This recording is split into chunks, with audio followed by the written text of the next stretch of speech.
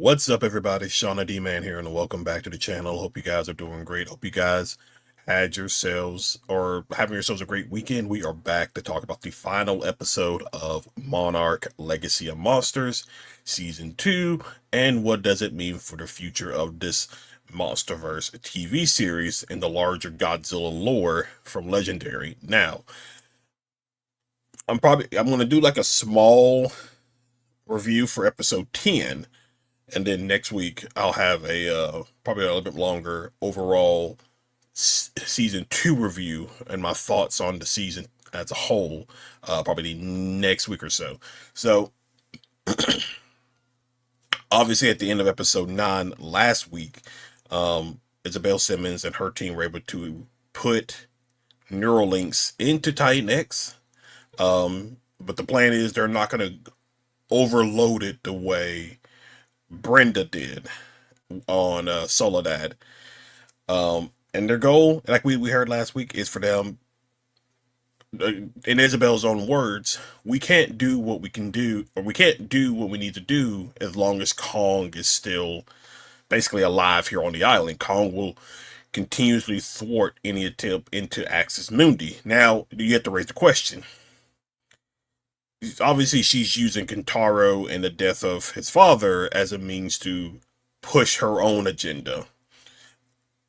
Is she doing this for profit? Like, what is the, oh, because it sounds like a little bit for profit as well, because you know, think of it like your own, somebody has cancer, like we heard in like last week's episode. Somebody has cancer.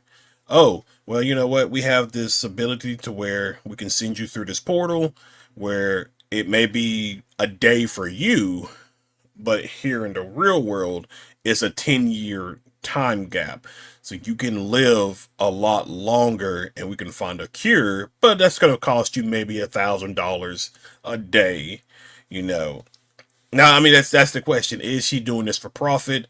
Because it sounds like, so, because she's making it sound like her father doesn't know about this. I highly would doubt that. I feel like Walter Simmons would probably have an idea of what's going on, but who knows? We'll see. We'll see what happens with season 3.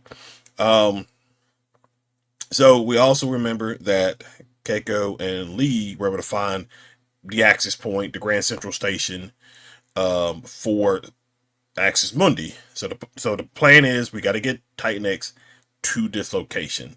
But first, we got to find Titan X. So Lee and Keiko come across the Chinook that is playing the sound of the skull crawlers that was originally driving Kong away. So they're able to just follow that. They're able to run into Tim and Cora and the other two Monarch guys as they're making their way to the base. Kong show up.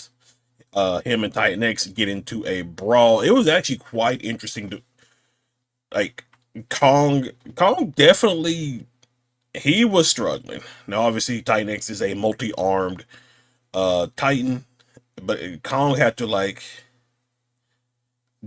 stay on his toes for a lot of the fight. Like he was getting chokehold by Titan X. It was just going nuts. Um Kentaro gets Kate arrested and thrown into a storage. Um but obviously she finds her way out and she follows like a little access pipe that she came across, and at least outside where Titan X is, right there.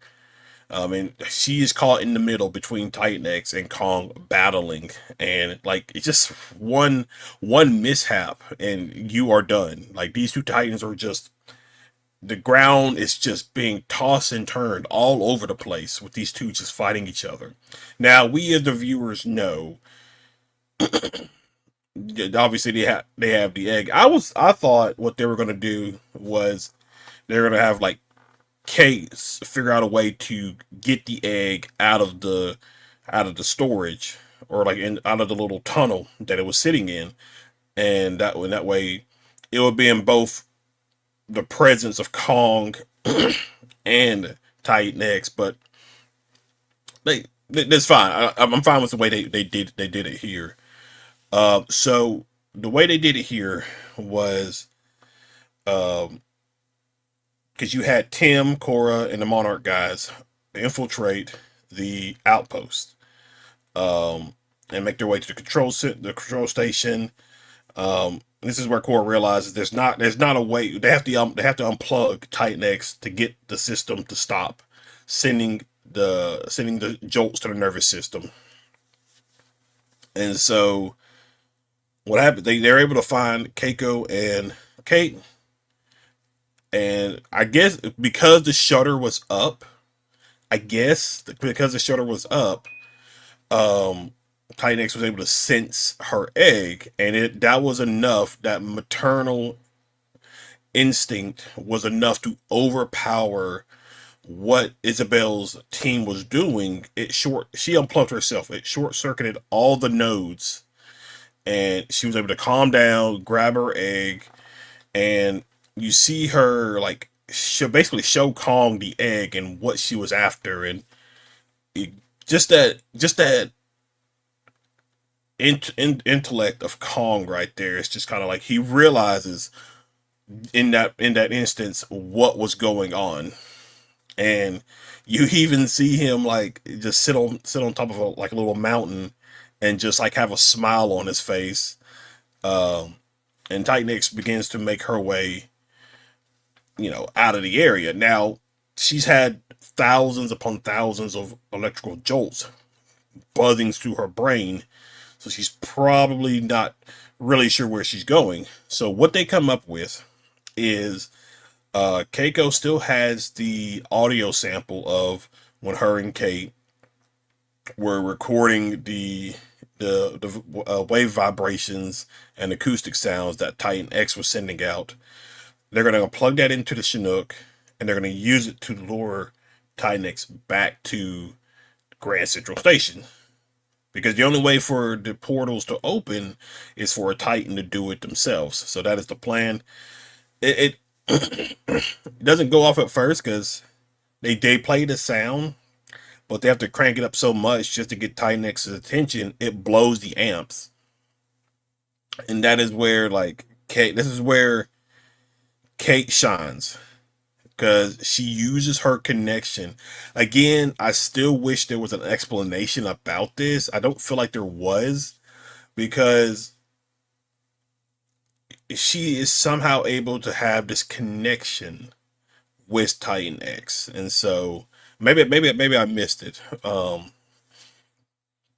But she walks towards the end of the ramp of the Chinook just to get in view of that way Titan X can see her, and the moment it sees her, it like they connect with each other, and it immediately starts following them to the portal.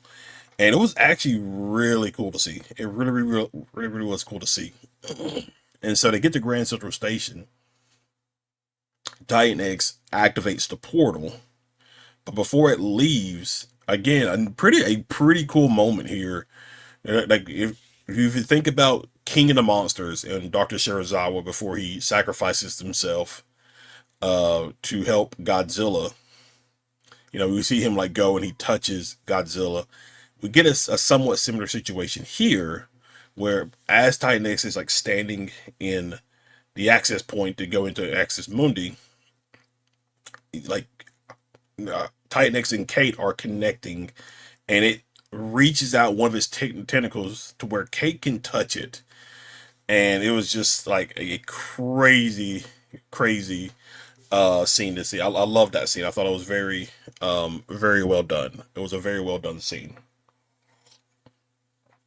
Um, we also have a moment where older Lee, played by Kurt Russell, sees younger Lee, played by Wyatt Russell, and Keiko gets to see the much younger Lee and everything like that. Because there was a little bit of a heated moment early in the episode when they were walking through the jungle, making their way to trying to find Tim and everybody else, where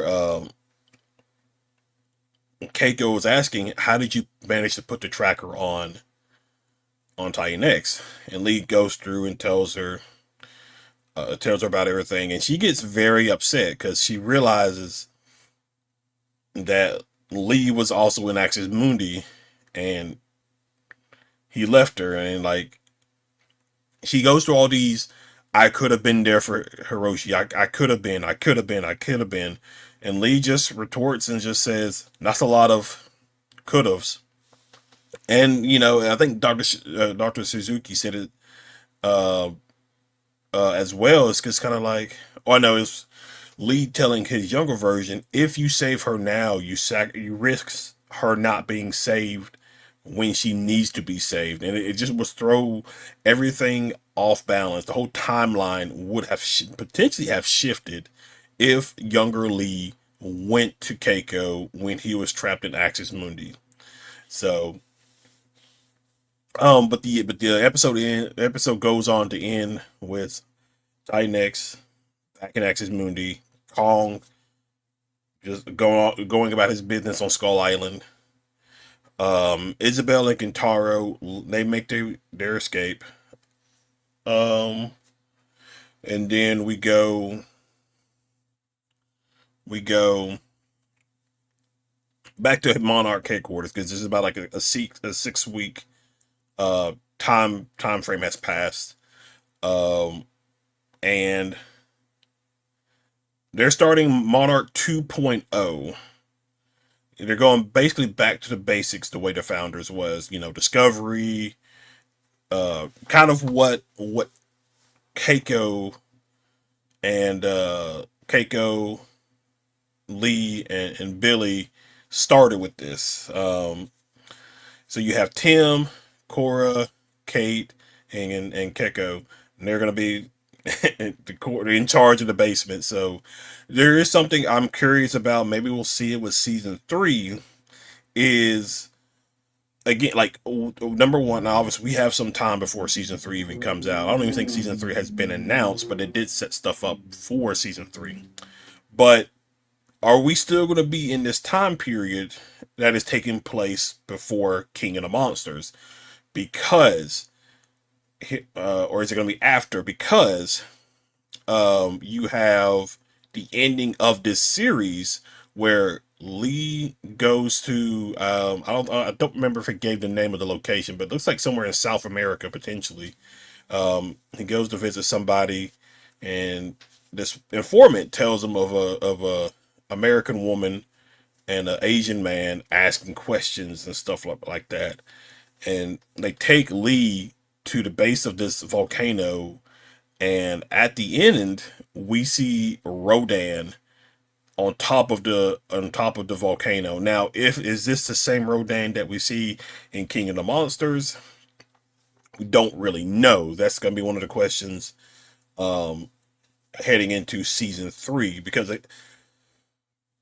there's just a lot of potential things about this. Because again, are we going to be in a period where this season 3 takes place before King of the Monsters, or during that 6 week hiatus in the show, the events of King of the Monsters took place, and this is going to be based after that moment? So there's just a lot of questions that need to go into like the timeline of some of this stuff. Season 1 and 2 of Monarch obviously makes sense because they take place between uh, Godzilla 2014 and King of the Monsters. So I just gonna be curious to see where season 3 takes place as well, um, going forward. But I yeah, so I mean overall, I liked the episode. I haven't been too down on this series. I think some Godzilla fans may have been. I haven't really been that down on the series. I've actually enjoyed some of it. You know, I'm gonna try to go back and watch the episodes, but obviously, the human element has never really been a strong point in most cases when it comes to just any Godzilla franchise, uh, installment whatsoever. But we'll definitely see. We'll definitely see. But guys, like I said, I will do a much a little bit, maybe not longer, but I'll do a video of my overall thoughts of season 2. Some of the things I liked, some of the things I didn't like. But that is it for this episode 10 review of Monarch, episode 10 of season 2. Definitely look forward to see where they go with this heading into the future. A lot of Godzilla, X Kong, Supernova talks have been going on. Some screen testing and stuff like that. So be curious to see on what that's about as well. May do a side video about that. But guys, thank you for hanging out. Thank you for watching. Other than that, I will see you all in the next video. Y'all have a good one.